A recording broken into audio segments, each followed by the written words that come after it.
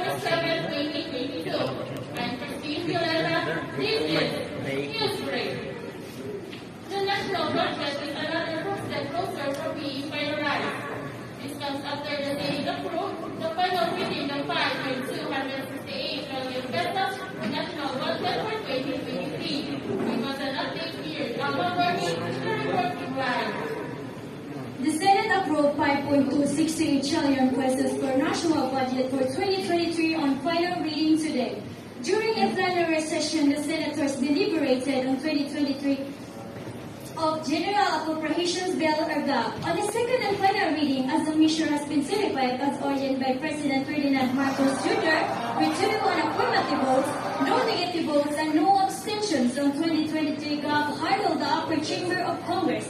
Prior to the voting, senators made amendments to the budget, mostly in Confidential and Intelligence Fund or CIF. Out of 9.2 billion proposed CIF, and 172 million have been realigned to the maintenance and other operating expenses to the budget of 2023, and this includes cash assistance for vulnerable sectors such as the Patuloy Pamilyang Pilipino program and the protective services to individuals in crisis situation despite the declining new COVID-19 infections. The budget for next year has allocation to respond to pandemic impact and calamity fund. Meanwhile, was increased 31 billion pesos for 2023, and this includes 1 billion pesos for Marawi State Victim Compensation Fund.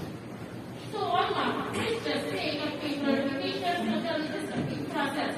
The Senate third reading approval of this proposal national budget is not necessarily. It is already waiting for signing or approval of the President, right? Yes, since the Senate and the House of Representatives approved the 2023 on final reading, a bicameral conference committee will start on Friday. They will collaborate to come up with a reconciled version of the 2023, and this includes the Chamber of Congress, which will be transferred of the President, signing, then the President then can approve or vote the bill. And once